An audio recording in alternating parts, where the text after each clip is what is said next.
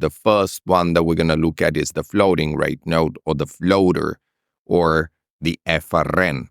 So the coupon of the floater is, surprise, surprise, floating up or down as a function of interest rates. So you can see here the formula.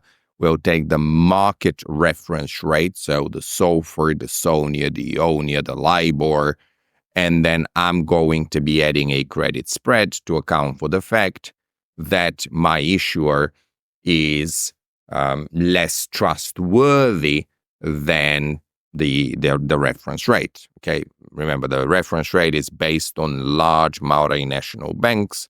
So my smaller company may have a lower credit rating, so I'm going to pay the MRR plus a credit spread. Now, if the MRR goes up in the future, if the interbank lending rate goes up, so will my coupon.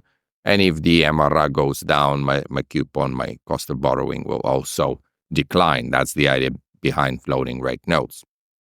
Another type of bond that doesn't have a fixed coupon is the step-up bond. So step-up bond is a bond that uses a predetermined schedule to increase the coupon rate. For example, for the first few years, the coupon may be 3%, but then it could step up to 4% and eventually could step up to 5%.